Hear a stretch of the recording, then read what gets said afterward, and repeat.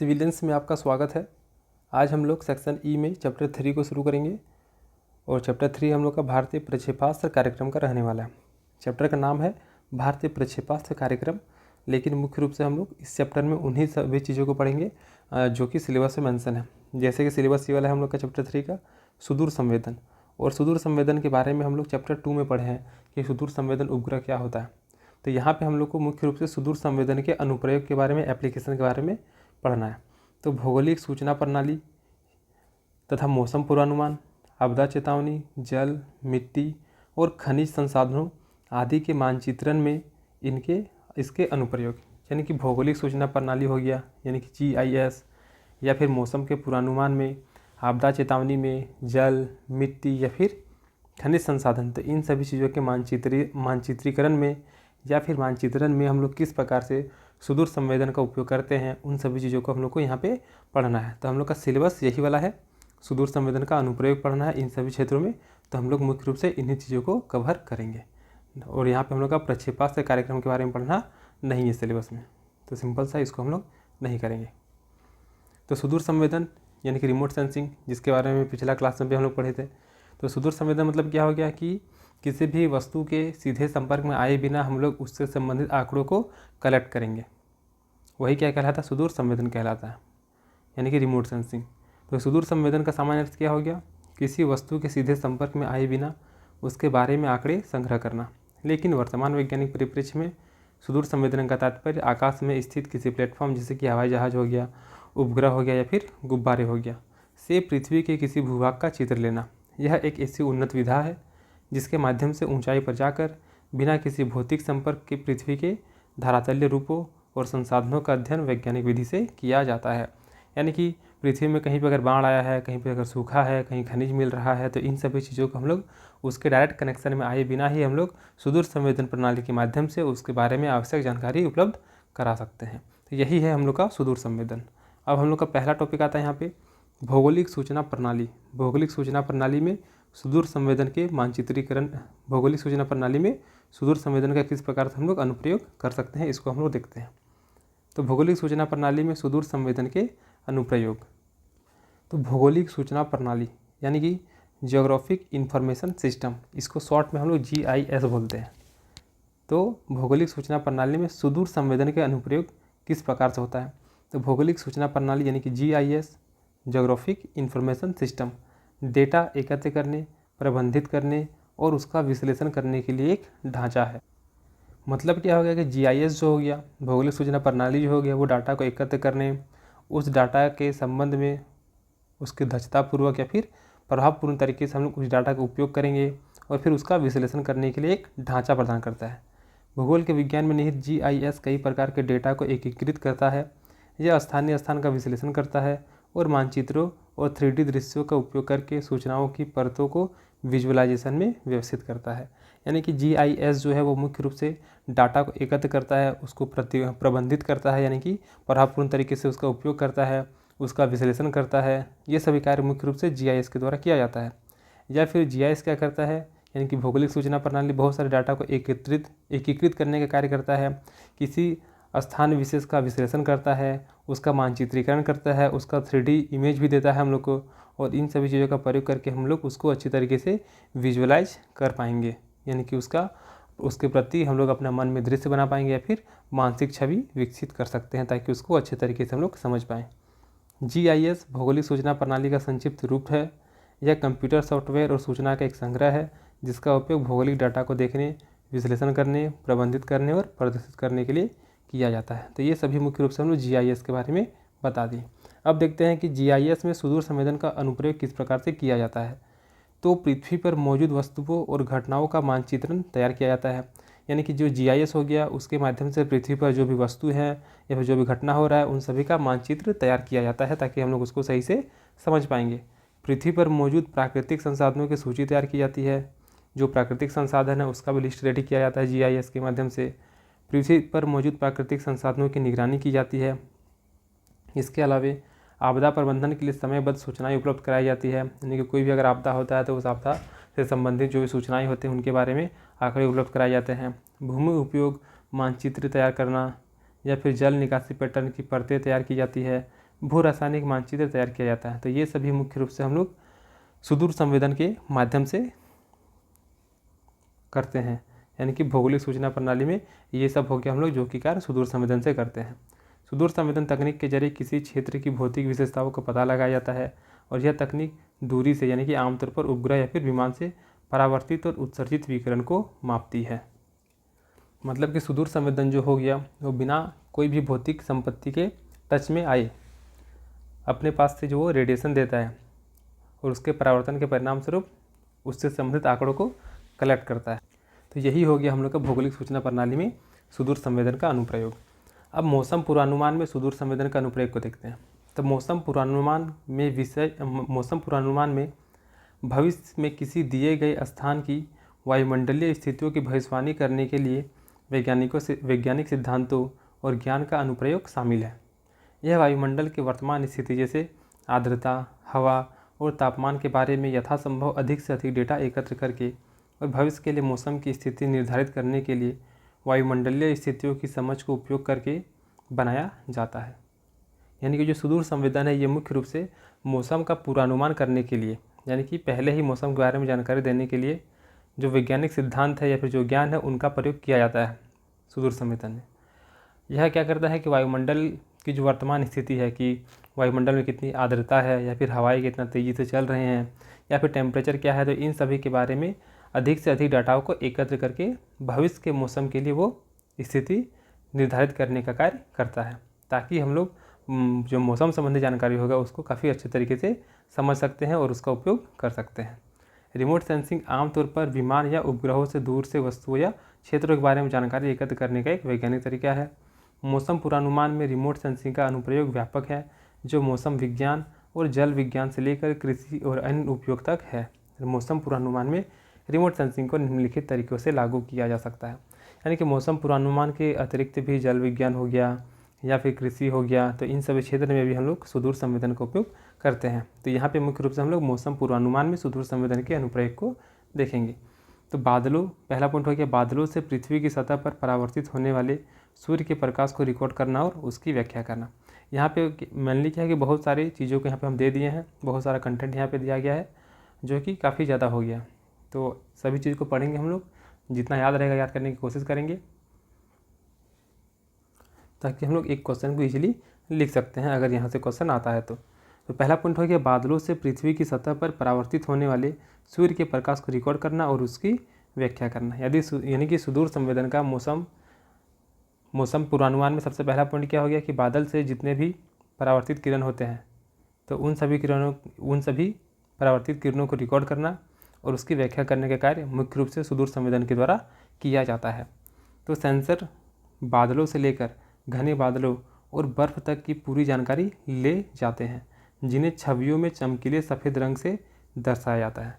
यानी कि बादल हो गया या फिर घना बादल हो गया या फिर बर्फ़ हो गया, तो इन सभी का जानकारी मुख्य रूप से सुदूर संवेदन के द्वारा कलेक्ट किया जाता है और इनका जो छवि होता है वो चमकीला सफ़ेद रंग से दर्शाया जाता है। ये ध्यान रखना है कि सुदूर संवेदन के द्वारा जो बादल हो गया या फिर जो बर्फ़ से संबंधित जो जानकारी है, यानी कि ग्लेशियर से संबंधित जो जानकारी है, उनका छवि को मुख्य रूप से सफ़ेद रंग से दिखाया जाता है। छवियों में भूमि और समुद्र को बिना किसी बादल के गहरे भूरे रंग से दिखाया जाता है। तो जो हम लोग का बर्फ़ हो गया या फिर बादल हो गया उसको सफ़ेद रंग से दिखाया जाता है, चमकीला सफ़ेद रंग, जबकि भूमि हो गया और समुद्र हो गया इसको हम लोग मुख्य रूप से गहरे भूरे रंग से हम लोग को दिखाया जाता है। दृश्यमान प्रकाश स्रोत सूर्य है और रात के दौरान दृश्यमान उपग्रह चित्र उपलब्ध नहीं है, क्योंकि इस समय सूर्य का प्रकाश उपलब्ध नहीं होता है। तो अभी ये जो सुदूर संवेदन कार्य कर रहा है ये मुख्य रूप से सूर्य की उपस्थिति में कार्य कर रहा है, और अगर सूर्य उपस्थित है तो ऐसी स्थिति में ये जो बर्फ़ का इमेज देगा या फिर बादल का इमेज देगा तो वो चमकीला सफ़ेद रंग का इमेज देगा, लेकिन वहीं समुद्र का इमेज हो गया या फिर भूमि का इमेज हो गया तो वो गहरे भूरे रंग का देगा। लेकिन जैसे ही रात होगा उसके बाद सुदूर संवेदन कार्य करना बंद कर देगा, अर्थात वो किसी भी प्रकार का कोई भी चित्र हम लोग को नहीं देगा। इस प्रकार दर्ज की गई विकिरण छवियाँ वायुमंडल में ऊंचाई के साथ तापमान की कमी का माप है और कम विकिरण के कारण ऊंचे बादलों में ठंडे होने का निष्कर्ष है। फिर अगला है हम लोग का विकिरण द्वारा वहन की गई आर्द्रता को रिकॉर्ड करना और उसकी व्याख्या करना।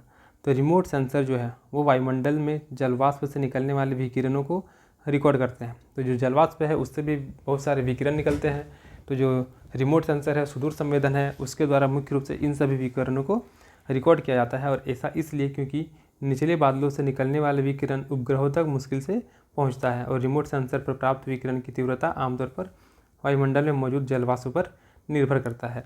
तो जो रिमोट सेंसर हो गया, जो सुदूर संवेदन हो गया, ये मुख्य रूप से वायुमंडल के जलवाष्प से जो विकिरण निकलता है उनको कवर करता है, उनको रिकॉर्ड करता है और उनकी व्याख्या करने का कार्य करता है। फिर आगे है मौसम रडार। तो मौसम रडार आमतौर पर बारिश की परावर्तकता को मापता है। मौसम रडार वर्षा की तीव्रता में बदलाव को प्रकट कर सकता है। उनका लाभ यह है कि वे मौसम संबंधी उपग्रहों की तुलना में अधिक बार चित्र लेते हैं और वे कुछ वर्षा प्रवण क्षेत्रों में वर्षा की तीव्रता में किसी भी बदलाव की प्रभावी रूप से निगरानी करते हैं। तो मौसम रडार का काम क्या हो गया कि ये वर्षा की तीव्रता में किस प्रकार से परिवर्तन आ रहा है उसको मेजर कर सकता है, उसका मानचित्रीकरण कर सकता है। साथ ही साथ जो हम लोग का मौसमी उपग्रह हो गया था, जैसे कि हम लोग देखे थे कल्पना श्रृंखला हो गया, या फिर जो 3D वाला आ रहा था इनसेट 3D हो गया, 4D हो गया, 3DS हो गया, तो ये सभी मुख्य रूप से मौसमी उपग्रह थे। तो जो मौसम रडार हो गया यानी कि जो सुदूर संवेदन हो गया, ये क्या कर सकते हैं, एक ही चीज़ का अधिक से अधिक बार चित्र बना सकते हैं और उसके बारे में हम लोग को जानकारी दे सकते हैं। लेकिन मौसमी उपग्रह के साथ ऐसा नहीं हो पा रहा था। यानी कि जो मौसम संबंधी उपग्रह हो गया, जैसे कल्पना श्रृंखला हो गया, इनसेट 3D 4D हो गया, तो इन सभी की तुलना में जो हम लोग का सुदूर संवेदन है वो अधिक बार चित्र ले सकता है। और अगर अधिक बार चित्र लेगा तो हम लोग का जो वर्षा की तीव्रता में जो बदलाव आएगा उसको हम लोग और अच्छे तरीके से समझ पाएंगे और हम लोग पहले ही लोगों को जानकारी दे सकते हैं। मौसम संबंधी उपग्रह में तो इस मामले में पूर्वानुमान और चेतावनी सेवाओं में रिमोट सेंसर का उपयोग किया जाता है। वे मौसम प्रणाली के करीब आने से कई दिन पहले ही उस पर नज़र रख लेते हैं। फिर कुछ क्षेत्रों में चक्रवातों और तूफानों की निगरानी करना। तो उपग्रहों में लगे दूरस्थ सेंसर उष्णकटिबंधीय चक्रवातों, आंधी तूफानों, रेत के तूफानों, बाढ़ और ज्वालामुखी विस्फोटों पर नज़र रखते हैं तथा लोगों को आसन्न आपदाओं के बारे में चेतावनी देते हैं। यानी कि अगर चक्रवात आने वाला है, आंधी तूफान आने वाला है, रेत का तूफान आने वाला है, बाढ़ आने वाला है इस अगर सीजन में, या फिर ज्वालामुखी फटने वाला है, तो इन सभी चीज़ों पर मुख्य रूप से सुदूर संवेदन के द्वारा नज़र रखा जाता है और लोगों को पहले ही उसके बारे में चेतावनी दे दी जाती है तथा वे सुरक्षित स्थान पर पहुंच जाते हैं। हवाओं का पता लगाना। तो रिमोट सेंसर का उपयोग क्विक स्कैम नामक विशेष प्रकार के उपग्रहों में किया जाता है जो समुद्रों की लहरों में बिखरे माइक्रोवेव संकेतों को मापते हैं ताकि सतह के पास हवा की गति और दिशा को कम किया जा सके। और इनका उपयोग समुद्र में चक्रवातों का पता लगाने में किया जाता है। यानी कि जो सुदूर संवेदन है ये मुख्य रूप से हवाओं का पता लगाते हैं, जैसे कि समुद्र की लहर में भी बहुत सारे माइक्रोवेव के संकेत को मापते हैं ताकि सतह के पास समुद्र का हवा का रफ्तार, हवा का गति और दिशा को कंट्रोल किया जा सके, अन्यथा वो सामने वाले तटीय क्षेत्रों में काफ़ी ज़्यादा तबाही मचा सकते हैं। फिर वर्षा की तीव्रता और गुणवत्ता का खुलासा। तो हम ऊपर में देखें कि जो मौसम रडार था ये मुख्य रूप से वर्षा की तीव्रता में किस प्रकार से परिवर्तन आ रहा है उसके बारे में बता रहा था और ये साथ ही साथ जो उपग्रह, जो मौसमी उपग्रह थे उनसे ज़्यादा फोटो कैप्चर कर सकते थे जिससे हम लोग समय समय पर उसके बारे में यानी कि वर्षा का पैटर्न के बारे में काफ़ी अच्छे तरीके से जानकारी ले सकते हैं।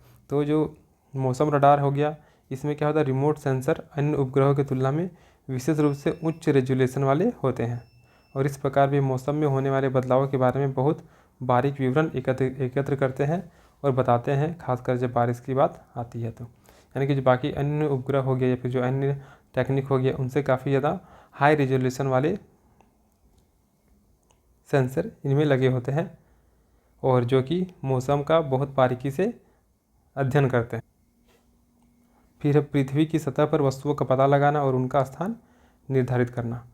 तो जो सुदूर संवेदन हो गया, जो रिमोट सेंसिंग होगा, ये वही कार्य ही करते हैं कि ये बिना फिजिकल कांटेक्ट में आए बिना ही वे किसी भी चीज़ों को काफ़ी हाई रिजोल्यूशन के साथ अपना रे को भेजते हैं और वापस रिफ्लेक्शन के माध्यम से वे पता कर लेते हैं कि पृथ्वी की सतह पर कौन सा वस्तु कहाँ पर है। तो रिमोट सेंसर विद्युत चुंबकीय विकिरण संचारित करते हैं, इसलिए वायुमंडल में वस्तुओं का पता लगाने में प्रभावी होते हैं। ये अंतरिक्ष से प्राप्त हवाओं की गति और वायुमंडलीय तापमान को दर्शाता है जिससे मौसम के पूर्वानुमान में सुधार होता है। तो ये सभी जो पॉइंट्स हैं ये सभी मुख्य रूप से हम लोग का मौसम पूर्वानुमान में सुदूर संवेदन के अनुप्रयोग से संबंधित थे। अब हम लोग का आगे आता है आपदा प्रबंधन में रिमोट सेंसिंग के अनुप्रयोग क्या है, यानी कि आपदा प्रबंधन में सुदूर संवेदन का अनुप्रयोग क्या है। तो प्राकृतिक आपदाएं आम घटनाएं हैं जो बाढ़, ज्वालामुखी, भूकंप आदि जैसे प्राकृतिक कारणों से होती है। आपदा प्रबंधन एक सामान्य शब्द है जिसका उपयोग रणनीतिक योजना में शामिल प्रक्रियाओं और प्राकृतिक आपदाओं की घटनाओं को नियंत्रित करने में प्रशासित प्रक्रियाओं के लिए किया जाता है। रिमोट सेंसिंग तकनीक आपदाओं के जोखिम को कम करने में प्रभावी हो सकता है और खतरे वाले क्षेत्र और कारणों की पहचान करने में मदद करती है। इस प्रकार यह तकनीक प्राकृतिक आपदाओं की रोकथाम और प्रबंधन में जादू की भूमिका निभाता है। यानी कि रिमोट सेंसिंग प्रक्रिया अगर हम लोग के पास रहेगा तो हम लोग पहले ही पता कर सकते हैं कि कहाँ पे बाढ़ आ रहा है, कहाँ पे तूफान आ रहा है, और पहले ही हम लोगों को चेतावनी दे सकते हैं और उनको सुरक्षित स्थान पर ले जा सकते हैं। या फिर कहीं पर आपदा आ चुका है, कहीं पर भूकंप आ चुका है, बाढ़ आ चुका है, तो बाढ़ की वजह से या भूकंप की वजह से कितना जगह पर नुकसान हुआ है, कितने लोग दबे हैं, कहाँ पे रेस्क्यू टीम को भेजना है, तो इन सभी चीज़ों के माध्यम से, इन सभी चीज़ों के लिए हम लोग सुदूर संवेदन के माध्यम से तत्कालीन जानकारी ले सकते हैं। क्योंकि बाढ़ आ गया है तो पूरे क्षेत्र में पानी फैल गया होगा, भूकंप आया है तो पूरा क्षेत्र एकदम तबाह हो गया होगा, तो ऐसी स्थिति में वहाँ पर तुरंत हम लोग व्यक्ति जो होगा वो नहीं पहुँच पाएगा। लेकिन जो सुदूर संवेदन होता है वो ज़मीन से ऊपर में स्थित होता है, जिसके परिणाम स्वरूप क्या होता है कि वे ऊपर से फ़ोटो ईजिली क्लिक कर सकते हैं और हम लोग को जानकारी दे सकते हैं। तो देखते हैं इसके क्या क्या अनुप्रयोग है। तो हवा के पैटर्न पर नज़र रखना, कि मौसम, यानी कि आपदा प्रबंधन में सुदूर संवेदन का पहला कार्य क्या हो गया, हवा के पैटर्न में नज़र रखना। तो हवा पर्यावरण में आपदा के कारणों में से एक है। रिमोट सेंसर का इस्तेमाल से तूफान की आपदाओं को महसूस किया जा सकता है और उनका पूर्वानुमान लगाया जा सकता है। ये सेंसर प्रभावित क्षेत्र में रहने वाले लोगों को प्रारंभिक चेतावनी देते हैं और वे नुकसान से बचने के लिए स्थानांतरित हो सकते हैं। यानी कि जो सुदूर संवेदन है ये मुख्य रूप से हवा के पैटर्न पर नज़र रखते हैं, और हवा का पैटर्न अगर जैसे चेंज होता है वे क्या करते हैं, आसपास के रहने वाले लोगों को चेतावनी देते हैं और उनको इस हवा से आने वाले जो तूफान है उससे बचा सकते हैं। फिर भूकंप का पता लगाना, तो रिमोट सेंसर भूकंप की शुरुआत का पता लगा सकते हैं। इस प्रकार वे उपयोगी जानकारी प्रदान करते हैं जिसका उपयोग प्रभावित क्षेत्रों की भविष्यवाणी करने के लिए किया जा सकता है। इसके कमज़ोर समूह के पुनर्वास को बढ़ावा मिलता है, जिससे जीवन और मूल्यवान चीज़ों की बचत होती है। यानी कि जो रिमोट सेंसर है, जो हम लोग का सुदूर संवेदन है, इसके माध्यम से हम लोग शुरुआती झटका जो आता है भूकंप का उसके बारे में पता लगा सकते हैं और उससे संबंधित जानकारी भी हम लोग प्राप्त कर सकते हैं। तो अगर हम लोग को पता चल जाता है कि इस क्षेत्र में आने वाले 5 मिनट में या फिर 10 मिनट में भूकंप आएगा, तो हम लोग यहाँ रहने वाले सभी लोगों को पहले ही इन्फॉर्म कर देंगे और इसके बाद क्या होगा, ये सभी लोग वहाँ से हट जाएंगे। परिणाम क्या होगा कि जान माल की हानि कम होगी। फिर राहत कार्य, तो किसी भी प्राकृतिक आपदा के बाद कई क्षेत्र दुर्गम हो जाते हैं, जिससे नुकसान का आकलन और प्रबंधन करना एक बड़ी चुनौती बन जाता है। हालांकि रिमोट सेंसिंग तकनीक ने इस ऑपरेशन को कवर किया है। यह आपदा आकलन और निगरानी में सहायता करता है क्योंकि यह आकाश आधारित है। इस प्रकार राहत निगरानी कार्यों में महत्वपूर्ण जानकारी प्रदान करता है। तो राहत कार्य में क्या हो गया कि बहुत सारे प्राकृतिक आपदा आते हैं, जैसे कि बाढ़ आ गया, भूकंप आ गया, ज्वालामुखी फट गया, तो ऐसी स्थिति में हम लोग उन जगहों पर जा नहीं सकते। लेकिन जो सुदूर संवेदन होता है ये मुख्य रूप से सतह से काफ़ी ऊपर में होता है, तो वो ऊपर से ही हम लोग को, अगर भूकंप आया है तो भूकंप वाले क्षेत्र का फ़ोटो क्लिक करके उसका मानचित्रीकरण करके उससे संबंधित डाटा को कलेक्ट करके हम लोग के पास जानकारी भेजेगा और हम लोग उसको देखकर समझ सकते हैं कि कितना अधिक भूकंप का प्रभाव पड़ा है या फिर कौन सा जगह में भूकंप आया है या फिर वहाँ पे कौन सी चीज़ों की आवश्यकता है। परिणाम स्वरूप हम लोग उन लोगों का हेल्प करने के लिए अलग अलग प्रकार से राहत सामग्री भेज सकते हैं। तो कहीं ना कहीं राहत कार्य में भी सुदूर संवेदन का बहुत बड़ा रोल प्ले हो जाता है। फिर जंगल की आग, तो जंगल की आग एक प्रकार की आपदा है जिसे यदि नियंत्रित न किया जाए तो बहुत बड़ा नुकसान हो सकता है। इसलिए आग के हमलों से बचने के लिए उचित सुरक्षा उपाय किए जाने चाहिए। रिमोट सेंसर का उपयोग प्रारंभिक चेतावनी प्रणालियों के लिए चेतावनी उपकरण के रूप में किया जाता है और आग से प्रभावित क्षेत्रों के बारे में जानकारी प्रदान करता है। प्रारंभिक चेतावनी लोगों को आग बुझाने के लिए उपयुक्त योजना बनाने में सक्षम बनाती है और इस प्रकार इसके प्रसार को रोकती है। तो अगर जंगल में आग लग गया है तो जंगल में आग लगा है वो कितना भयानक है उसको देखने के लिए आप तो जा नहीं सकते हैं, क्योंकि अगर आप जाएंगे तो आप वापस आएंगे कि नहीं आएंगे गारंटी नहीं है। तो अगर जंगल में आग लगता है तो उसकी भयावता कितनी है इस चीज़ को देखने के लिए, या फिर जंगल की आग जो है वो कितनी तेज़ गति से किस दिशा में बह रही है, इन सभी चीज़ों को आकाश में इसकी जो सुदूर संवेदी उपग्रह होते हैं ये मुख्य रूप से उनका मानचित्रीकरण करते हैं और उसी मानचित्र के आधार पर हम लोग तय करते हैं कि अब हम लोग को इसके आगे क्या प्रक्रिया करना चाहिए। तो सिंपल सा जंगल की आग को बुझाने के लिए हम लोग बहुत सारे प्रक्रियाओं का पालन करते हैं और ये सभी जानकारी हम लोग को कहीं ना कहीं सुदूर संवेदन के माध्यम से ही मिलता है। अब बाढ़ प्रबंधन, तो बाढ़ प्रबंधन में भी कुछ न कुछ वैसा ही होगा। तो बरसात के मौसम में कई जगहों पर बाढ़ आ जाती है और संवेदनशील समूह को बचाने के लिए तत्काल कार्रवाई की आवश्यकता होती है। प्रभावित क्षेत्र का मौके पर निरीक्षण संभव नहीं हो सकता है क्योंकि पूरी भूमि पर पानी है और इसलिए वैकल्पिक विधि की आवश्यकता है। रिमोट सेंसिंग तकनीकी ऐसी स्थिति में सबसे उपयुक्त है क्योंकि यह आकाश आधारित है, इसलिए यह पृथ्वी पर एक छवि ले सकती है और इसलिए बचाव अभियान शुरू कर सकती है। यानी कि अगर बाढ़ आ गया तो बरसात का समय होगा तो बाढ़ आएगा, अगर बाढ़ आ गया है तो पूरे इलाके में पानी भर जाएगा, बहुत सारे लोग बह जाएंगे, घर वर धंस जाएगा, जान माल की हानि होगी। तो ऐसी स्थिति में आम जनता जो होगा, रेस्क्यू टीम जो होगी, वो बाढ़ वाले क्षेत्र में तुरंत जा नहीं सकते हैं क्योंकि उनको सबसे पहले दिशा पता नहीं रहेगा कि कौन सा दिशा में क्या हो रहा है। तो ऐसी स्थिति में जो लोग हैं वो पैदल तो वहाँ पर जा नहीं सकते हैं, तो इनको कहने की एक वैकल्पिक विधि की आवश्यकता रहती है जो कि बाढ़ से संबंधित आवश्यक जानकारी उनको उपलब्ध कराएगी। तो ऐसी स्थिति में जो सुदूर संवेदन होता है ये बहुत महत्वपूर्ण भूमिका निभाता है क्योंकि फिर से वही सुदूर संवेदन आकाश में स्थित है।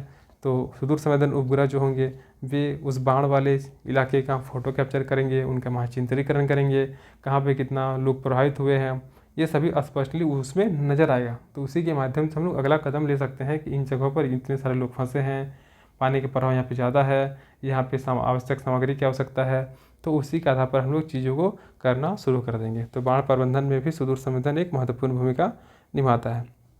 अब सूखे की भविष्यवाणी, तो पृथ्वी के तापमान में वृद्धि के परिणाम स्वरूप सूखा और अन्य उच्च तापमान से संबंधित दोष हो सकते हैं। यानी कि टेम्परेचर में अगर वृद्धि हो रहा है तो सूखा की समस्या देखने को मिल सकती है या फिर इससे रिलेटेड और भी दोष हो सकते हैं।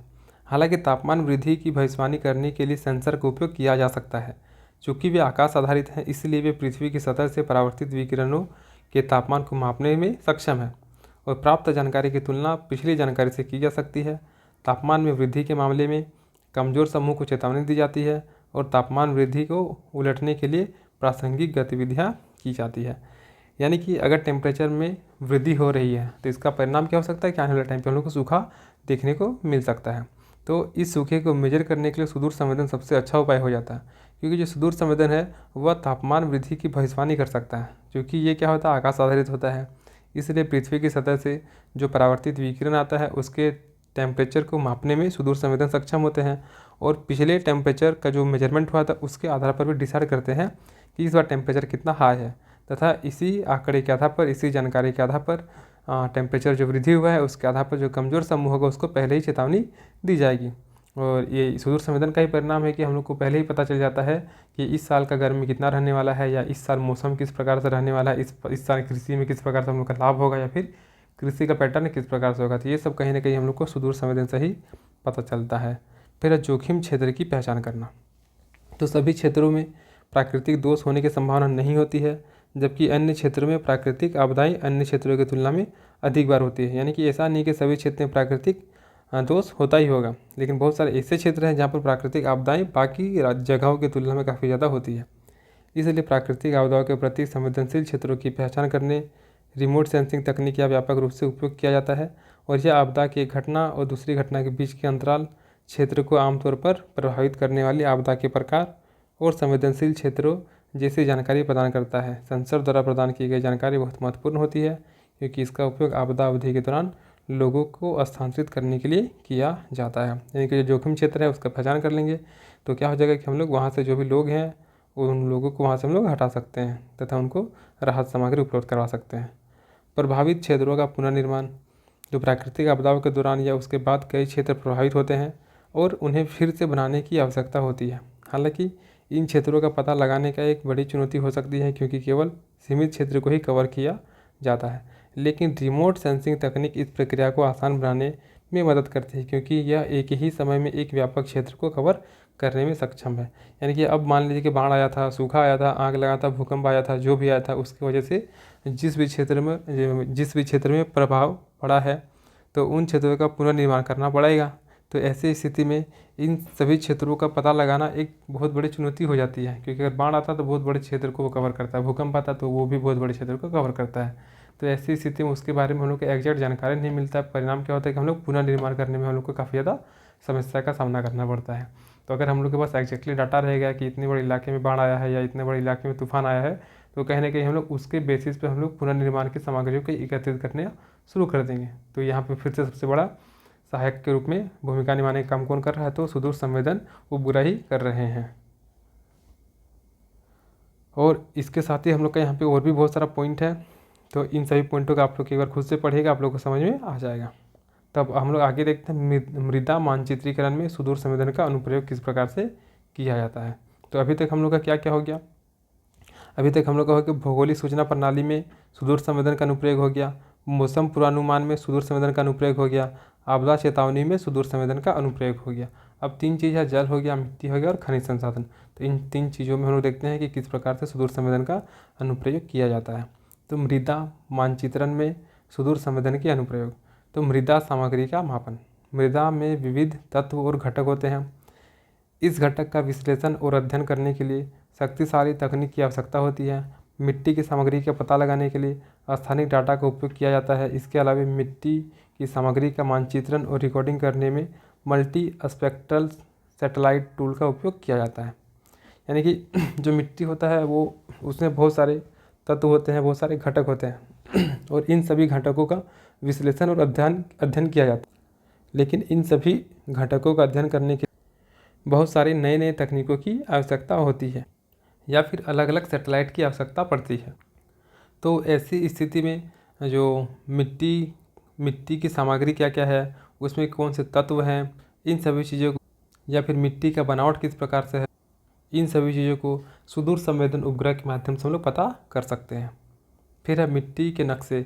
तो मृदा मानचित्र बनाने में जानकारी का एक महत्वपूर्ण स्रोत है। यानी कि मृदा के बारे में अगर हम लोग को जानना है तो सबसे पहले मृदा का मानचित्रण होना काफ़ी ज़्यादा अनिवार्य हो जाता है। मृदा मानचित्रों का उपयोग अन्य सर्वेक्षणों के अलावे मृदा के वितरण को दिखाने के लिए किया जाता है। तो इन मानचित्रों का उपयोग मृदा या फिर स्थानिक नियोजन, खेती, मृदा मूल्यांकन और इसी तरह के क्षेत्रों में बहुत अधिक किया जाता है। इसके अलावे रिमोट सेंसर हवाई उपकरण है और इसलिए उन्हें आसानी से एकत्र किया जा सकता है और मिट्टी से संबंधित डेटा रिकॉर्ड किया जा सकता है। इसलिए इस क्षेत्र में मृदा मानचित्रण की तकनीक महत्वपूर्ण हो जाती है। यानी कि सिंपल सा क्या हो गया यहाँ पे मिट्टी के नक्शा में, तो सबसे पहले मिट्टी के बारे में जानना है तो हम लोग को उसका मानचित्रण करना काफ़ी ज़्यादा इंपॉर्टेंट हो जाता है और उसी मानचित्र का उपयोग करके हम लोग मृदा का किस प्रकार से यूज करेंगे या फिर उसको खेती के लिए करेंगे या फिर उसका मूल्यांकन करना है, तो इन सभी चीज़ों के बारे में हम लोग को जानकारी कलेक्ट करना रहा। तो यहाँ पे सबसे इम्पोर्टेंट क्या हो जाता है, मृदा का नक्शा बनाना। तो ऐसे स्थिति में हम लोग के पास सुदूर संवेदन उपग्रह होगा तो वो काफ़ी अच्छे से ऊपर से ही वो स्थित होकर मृदा का नक्शा रेडी कर सकता है और हम लोग के लिए काफ़ी ज़्यादा वो ईजी हो जाएगा। फिर है मृदा सर्वेक्षण। तो मृदा सर्वेक्षण की प्रक्रिया में रिमोट सेंसिंग की तकनीक का बहुत उपयोग किया जाता है। शोधकर्ता मिट्टी की गतिविधियों की निगरानी के लिए रिमोट सेंसर का उपयोग करते हैं। फिर सेंसर में स्थानीय डाटा का विश्लेषण किया जाता है और सर्वेक्षण दस्तावेजों को अपडेट करने के लिए रिकॉर्ड किया जाता है। इसके अलावा अन्य मृदा संबंधी सर्वेक्षण के दौरान रिमोट सेंसर अनुसंधान में उपयोग किए जाने वाले उपकरण का पूरक होता है। यानी कि मृदा सर्वेक्षण करने में भी जो रिमोट सेंसर होते हैं उनका बहुत अहम रोल हो जाता है, क्योंकि जो शोधकर्ता होते हैं वह मिट्टी की गतिविधियों को निगरानी रखने के लिए मुख्य रूप से रिमोट सेंसर का ही उपयोग करते हैं और रिमोट सेंसर के माध्यम से उनको जो भी डाटा मिलता है उनका काफ़ी अच्छे तरीके से विश्लेषण किया जाता है। फिर है मृदा उर्वरीकरण। तो मृदा की उर्वरता सीधे तौर पर भूमि की उपज के समानुपाती होती है। यानी कि अगर मृदा की उर्वरता ज़्यादा होगी तो भूमि की उपज भी ज़्यादा होगी, इसीलिए ये क्या होता है, डायरेक्टली प्रोपोर्शनल होता है। उसी प्रकार से अगर मृदा की उर्वरता कम होगी तो मृदा में उपज भी क्या होगा, कम होगा। इसलिए इसका अध्ययन करने के लिए आवश्यक है कि मिट्टी के नमूने लेने में अंतरिक्ष से ली गई तस्वीरों का इस्तेमाल किया जाता है। उपग्रह द्वारा एकत्र किया गया मिट्टी के नमूने का विश्लेषण किया जाता है और मिट्टी की गुणवत्ता का अनुमान लगाया जाता है। साथ ही चूँकि तस्वीरें अंतरिक्ष से ली जाती है इसलिए किसी दिए गए क्षेत्र की फसलों और वनस्पतियों का उपयोग मिट्टी की गुणवत्ता और उर्वरता तय करने के लिए भी किया जाता है। तो चूँकि मान लीजिए कि कोई क्षेत्र है, अगर इस जगह पर काफ़ी अच्छा फसल का हो रहा है उत्पादन और इस जगह पे फसल का उत्पादन नहीं हो रहा है, तो चूँकि आकाश से हम लोग क्या करेंगे, सुदूर संवेदन उपग्रह के माध्यम से हम लोग इन सभी जगहों का मानचित्रीकरण करना शुरू करेंगे। तो अगर मानचित्र में दिखेगा कि ये वाला हरा भरा दिख रहा है, यानी कि हम लोग का अनुमान लग जाएगा कि यहाँ का मिट्टी जो है यहाँ का आसपास का जो मिट्टी होगा वो काफ़ी ज़्यादा उपजाऊ होगा, लेकिन यहाँ का फसल जो उतना अच्छा तरीके से ग्रो नहीं किया है, तो उस मानचित्र को देखकर हम लोग का अनुमान क्या लगेगा कि इस जगह का जो मिट्टी है, इसका जो उत्पादकता है, इसकी जो उर्वरक क्षमता है वो काफ़ी ज़्यादा कम है। तो ऐसी स्थिति में इन जगहों पर हम लोग मिट्टी को सुधार करने के लिए कार्य करना शुरू करेंगे। फिर है मृदा सीमा। तो मृदा सीमा एक शब्द है जिसका उपयोग एक प्रकार की मृदा के अंत और दूसरी मृदा के आरंभ को इंगित करने के लिए किया जाता है। तो नाम से पता चला मृदा सीमा यानी कि सीमा को बताएगा कि यहाँ पे एक प्रकार का मृदा खत्म हो रहा है और यहाँ से दूसरा प्रकार की मृदा शुरू हो रहा है। ऐसा कहा जाता है कि रिमोट सेंसर जैसे शक्तिशाली उपकरण मृदा सीमाओं का अध्ययन और विश्लेषण करते हैं और रिमोट सेंसर विभिन्न प्रकार के मिट्टी की पहचान या फिर मृदा की पहचान करने में सक्षम है। इसी गुण के कारण मिट्टी की सीमा को आसानी से पहचाना जा सकता है।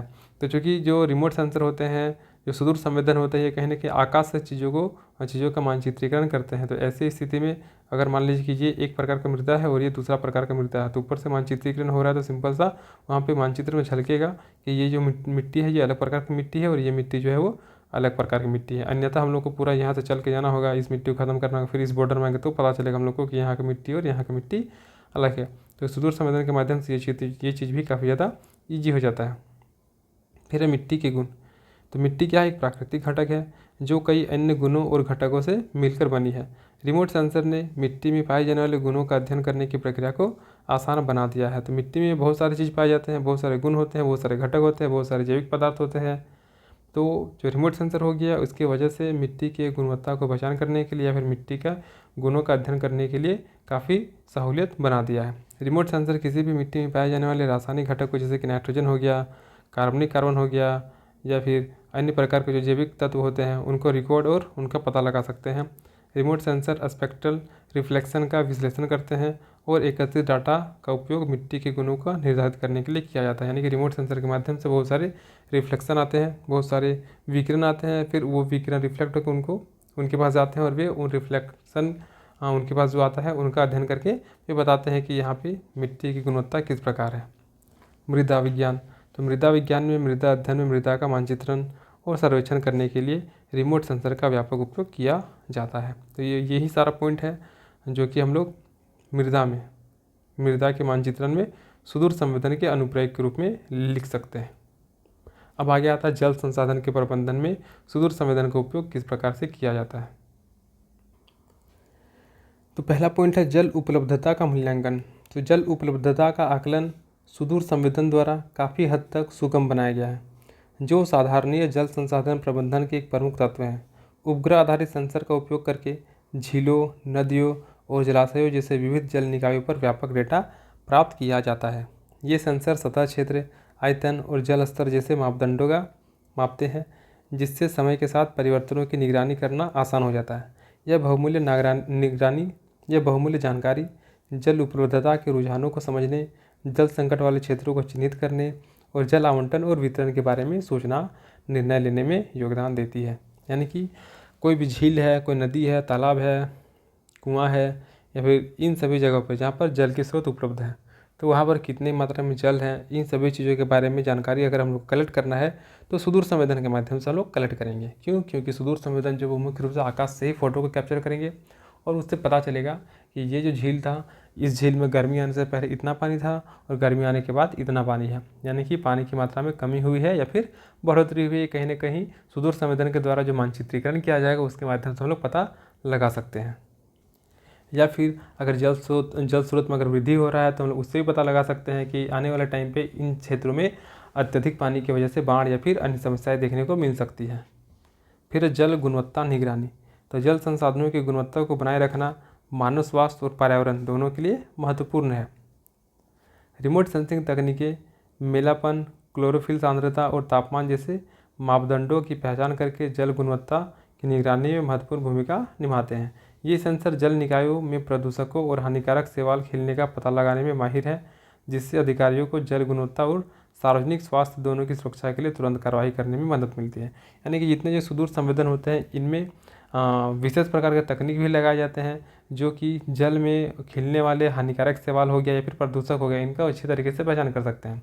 तो अगर भी उनको पहचान कर सकते हैं तो सिंपल सा है कि उसका जानकारी हम लोग के पास आ जाएगा और हम लोग जल को सुरक्षित करने के उपाय भी कर सकते हैं या फिर स्वास्थ्य को सुरक्षित करने के भी उपाय कर सकते हैं।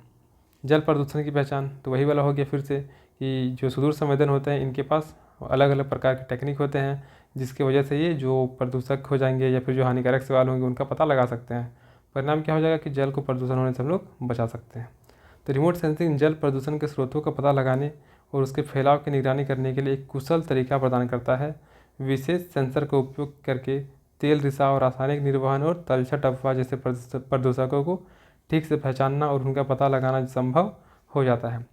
यानी कि जो अगर किसी भी जल के स्रोत में अगर तेल का रिसाव हो रहा है या फिर रासायनिक निर्वहन हो रहा है, तो इन सभी चीज़ों को पहचान करने के लिए इसमें एक तरीका उपयोग किया जाता है जिसके माध्यम से हम लोग इन सब चीज़ों का पहचान कर सकते हैं और उसका उपचार भी हम लोग कर सकते हैं। यह प्रारंभिक पहचान प्रदूषण के पर्यावरणीय प्रभाव को कम करने में सहायक है, जिससे जलीय पारिस्थितिकी तंत्र में होने वाले नुकसान को कम किया जा सकता है और जैव विविधता को संरक्षित किया जा सकता है।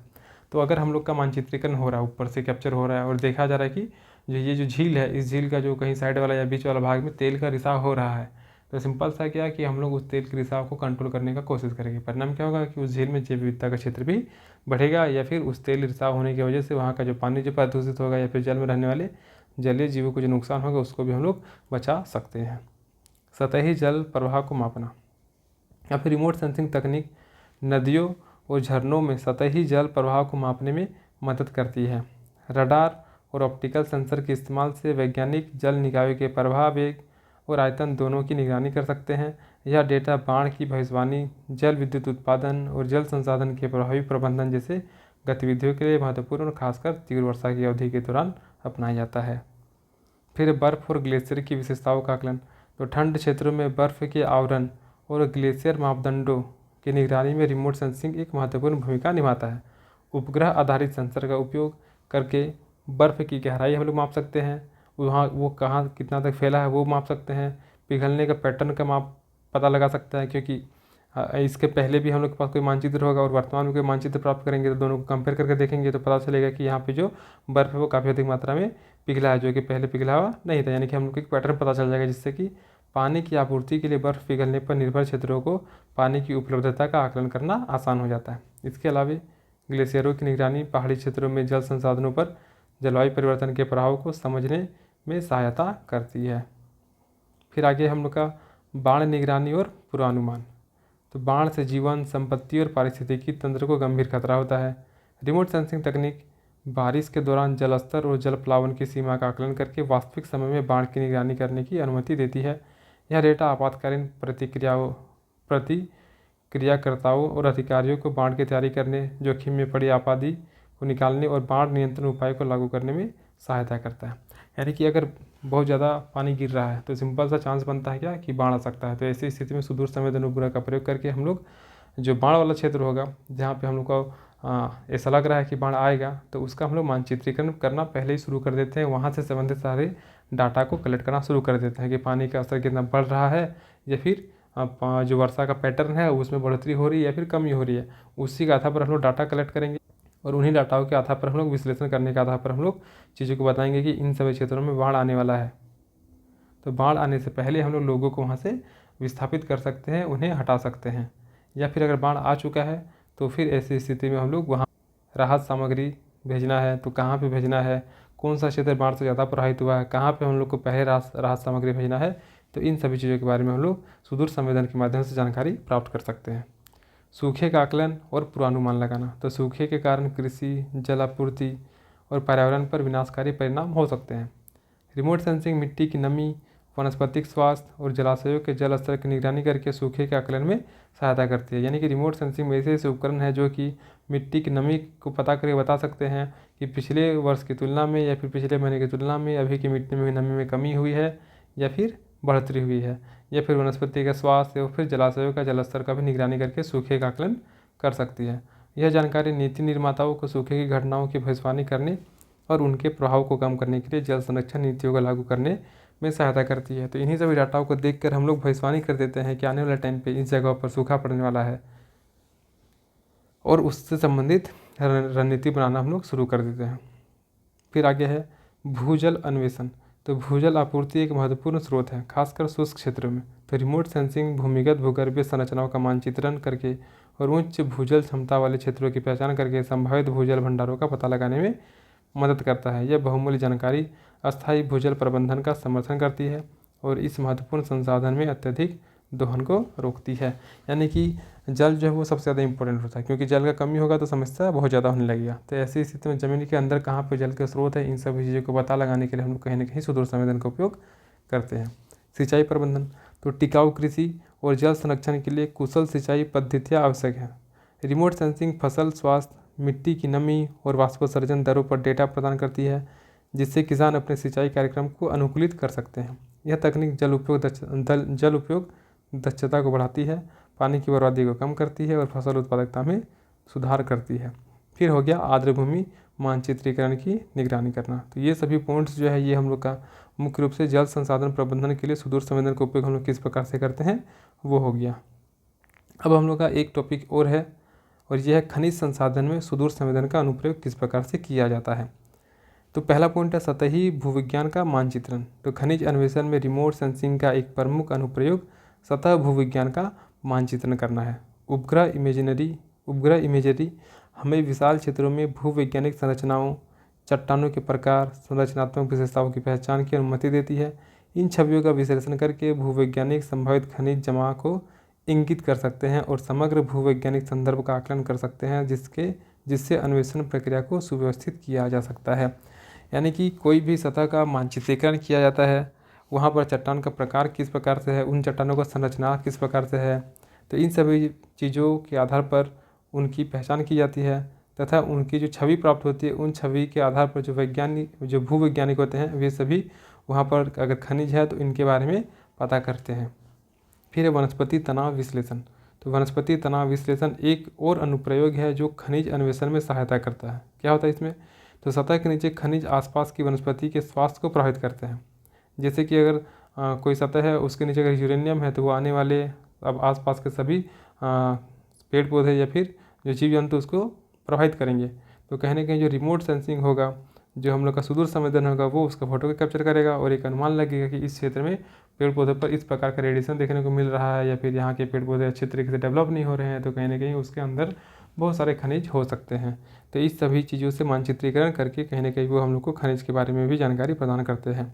तो रिमोट सेंसिंग तकनीकी वनस्पति स्वास्थ्य में परिवर्तनों की निगरानी करने और उन क्षेत्रों की पहचान करने में मदद करती है जहाँ पौधे अंतर्निहित खनिज जमा करने के कारण तनाव प्रदर्शित करते हैं। यह अप्रत्यक्ष विधि छिपे हुए खनिजों की उपस्थिति के बारे में मूल्यवान सुराग प्रदान करती है। फिर है हाइड्रोथर्मल परिवर्तन का पता लगाना। तो परिवर्तन पृथ्वी की पपड़ी में घूमते गर्म तरल पदार्थों के कारण चट्टान की संरचना में होने वाले परिवर्तन है। ये परिवर्तन अक्सर खनिज जमा की निकटता का संदेश देते हैं।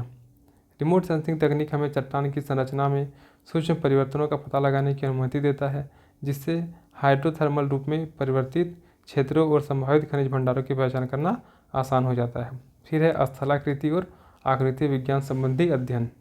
तो इसमें क्या होता है कि जो खनिज समृद्ध क्षेत्र होंगे तो उन क्षेत्रों की स्थलाकृति और रूपात्मक अध्ययनों में सहायता करते हैं। उच्च रेजोल्यूशन उपग्रह चित्र विस्तृत ऊंचाई मॉडल बनाने में मदद करते हैं, जिससे भूवैज्ञानिकों को इलाकों की विशेषताओं का विश्लेषण करने में मदद मिलती है। यह जानकारी खनिज संचय के लिए अनुकूल क्षेत्रों की पहचान करने में सहायता करती है और क्षेत्र के भूवैज्ञानिक इतिहास में अंतर्दृष्टि प्रदान करती है। यानी कि किसी भी क्षेत्र के स्थलाकृति के बारे में आवश्यक जानकारी प्रदान करती है, जिसके माध्यम से हम लोग को उस क्षेत्र में जो भी खनिज संपदा है उसके बारे में हम लोग को जानकारी मिलती है। या फिर जो भूवैज्ञानिक होते हैं उस इलाके के बारे में उनको जो विशेषता होगा उसका विश्लेषण करने में भी काफ़ी ज़्यादा हेल्प करते हैं। फिर थर्मल इमेजिंग। तो थर्मल इंफ्रारेड रिमोट सेंसिंग खनिज अन्वेषण में महत्वपूर्ण भूमिका निभाते हैं। खासकर तापमान में बदलाव से जुड़ी खनिजों की पहचान के लिए अलग अलग खनिज अलग अलग स्तर के थर्मल विकिरण उत्सर्जित करते हैं, जिससे हमें तापमान में अंतर के आधार पर उसकी मौजूदगी की पहचान करने में मदद मिलती है। और यह तकनीक सल्फाइड और हाइड्रोकार्बन जैसे खनिजों का पता लगाने में विशेष रूप से प्रभावी है। तो सभी खनिजों का अपना गुण होता है कि वे अलग अलग प्रकार के रेडिएशन निकालते हैं। तो इन्हीं रेडिएशन को मुख्य रूप से जो सुदूर संवेदन होते हुए एब्जॉर्ब कर लेते हैं और उसके आधार पर हम लोग को वो डाटा देते हैं, जिसके आधार पर हम लोग पता लगा सकते हैं कि इन क्षेत्रों में मुख्य रूप से ये सारे खनिज के होने की संभावना है। फिर है भूमिगत अन्वेषण। रिमोट सेंसिंग सतही निरीक्षणों से आगे जाकर भूमिगत अन्वेषण को सक्षम बनाती है, यानी कि ज़मीन के अंदर भी चल जाता है। ग्राउंड पेनेट्रेटिंग रडार और अन्य उन्नत तकनीकें भूमिगत संरचनाओं की छवियां बनाने में मदद करती है, जिससे मिट्टी और चट्टान की परतों के नीचे छिपे संभावित खनिज भंडार का पता चलता है। यह तकनीक व्यापक ड्रिलिंग और उत्खनन की आवश्यकता को कम करती है, जिससे अन्वेषण प्रक्रिया अधिक कुशल और लागत प्रभावी हो जाता है। यानी कि अगर सुदूर संवेदन है तो हम लोग क्या करते हैं कि बहुत सारे ऐसे तकनीक है, जैसे कि ग्राउंड पेनेट्रेटिंग रडार है, जिसके माध्यम से क्या होता है, इसका जो रेडिएशन होता है ये ज़मीन के अंदर चल जाता है और ज़मीन के अंदर क्या जो चट्टान का पैटर्न होता है या फिर कौन से खनिज है, इन सभी से संबंधित आंकड़े हम लोग को देता है। जिसकी वजह से क्या होता है कि हम लोग अब वहाँ पर जाके एग्जैक्टली पता चल जाता है कि यहाँ पे इस प्रकार का खनिज है, तो हम लोग वहाँ पे माइनिंग करना शुरू करते हैं। लेकिन अगर सुदूर संवेदन नहीं होता, रिमोट सेंसिंग सैटेलाइट अगर हम लोग के पास नहीं होता, तो ऐसी स्थिति में हम लोग को जगह जगह जाकर वहाँ पर ड्रिलिंग करके वहाँ पे गड्ढा खोद के चेक करना पड़ता है कि यहाँ पे कौन सा खनिज निकल रहा है।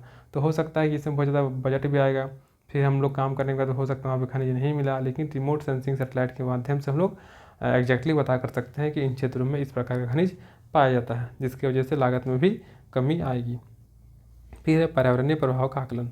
तो खनिज अन्वेषण के पर्यावरणीय परिणाम हो सकते हैं। रिमोट सेंसिंग हमें खनन गतिविधियों के कारण होने वाले भूमि क्षरण, वनों की कटाई और जल प्रदूषण पर सटीक डेटा प्रदान करके इन प्रभाव की निगरानी और आकलन करने की अनुमति देता है। यह जानकारी अस्थायी संसाधन प्रबंधन और जिम्मेदार खान प्रथाओं के लिए महत्वपूर्ण है। यानी कि जो सुदूर संवेदन होता है ये बहुत सारे क्षेत्र का पहले भी मानचित्रीकरण करते हैं। अब मान लीजिए कि किन्हीं क्षेत्र में पता चला कि यहाँ पर खनिज है, तो जो सुदूर संवेदन उपग्रह होगा वे उस क्षेत्र का भी मानचित्रीकरण पहले किए होंगे कि यहाँ पे इतना अधिक मात्रा में जंगल है या फिर यहाँ पे इतना अधिक मात्रा में जल संसाधन है। तो जब माइनिंग होता है उसके बाद फिर से वे मानचित्रीकरण करते हैं, तो पता चलता है कि इस जगह में जंगल की मात्रा में इतना कमी हुई है, जो जल था वो प्रदूषित हो चुका है या फिर जल की मात्रा में कमी आ गया है, जो कि पर्यावरण को बुरी तरीके से प्रभावित कर रहा है। तो इन सभी चीज़ों के बारे में जानकारी कलेक्ट करने में हम लोग का सुदूर संवेदन हेल्प करता है। फिर अगला है खनन कार्यों की निगरानी। तो खनिज भंडारों की पहचान होने के बाद रिमोट सेंसिंग एक महत्वपूर्ण भूमिका निभाती है। यानी कि सबसे पहला जो रिमोट सेंसिंग है वो क्या करे, पता कर रहा है कि कहाँ पे मिनरल्स है। अब मिनरल्स मिल गया है तो ऐसी स्थिति में वहाँ पे माइनिंग शुरू हो जाता है। तो माइनिंग शुरू होने के बाद भी जो रिमोट सेंसिंग है वो महत्वपूर्ण भूमिका निभा रहा है। यह खनन कार्यों की वास्तविक समय की निगरानी, उत्खनन, परिवहन और प्रसंस्करण जैसे गतिविधियों पर नजर रखने में सक्षम बनाता है। यह निगरानी विनियमों के अनुपालन को सुनिश्चित करती है, पर्यावरण में होने वाले नुकसान को कम करती है और परिचालन दक्षता को बढ़ाती है। यानी कि अब क्या हो गया कि जो माइनिंग हो रहा है तो माइनिंग के समय वहाँ पर निगरानी रख रहे हैं, परिवहन हो रहा है या फिर प्रसंस्करण हो रहा है, तो इन सभी गतिविधियों पर मुख्य रूप से जो हम लोग का सुदूर संवेदन है वही नज़र रखने का कार्य करती है। इसके अलावा जो माइनिंग हो रहा है वहाँ बहुत सारे लोग कार्य करते हैं, तो हो सकता है कभी न कभी खनन दुर्घटना होती है, तो उन सभी दुर्घटनाओं पर भी नज़र रखने का कार्य मुख्य रूप से सुदूर संवेदन के माध्यम से ही किया जाता है। तो इसी के साथ हम लोग का ये चैप्टर थर्ड चैप्टर जिसमें सुदूर संवेदन के अनुप्रयोग के बारे में पढ़ना था, ये चैप्टर भी हम लोग का खत्म हो जाता है। अगर यहाँ से कोई क्वेश्चन बनना रहा तो इन सभी चीज़ों को मिलाकर एक क्वेश्चन बना दिया जाएगा कि मौसम पूर्वानुमान तथा आपदा चेतावनी में मुख्य रूप से सुदूर संवेदन के अनुप्रयोग के बारे में बताएं। हालांकि इस चैप्टर से अभी तक क्वेश्चन नहीं बना है, लेकिन अगर बनता है तो यहाँ पे बहुत ज़्यादा वर्ड है, आराम से इसको पढ़िए समझिए। तो एक क्वेश्चन यहाँ से आएगा तो उसको आप लोग लिख सकते हैं। और इसका PDF इसके लिए आप लोग इस नंबर पर कॉन्टैक्ट कर लीजिएगा 6206193277। तो मिलते हैं अगली क्लास के साथ, तब तक के लिए धन्यवाद।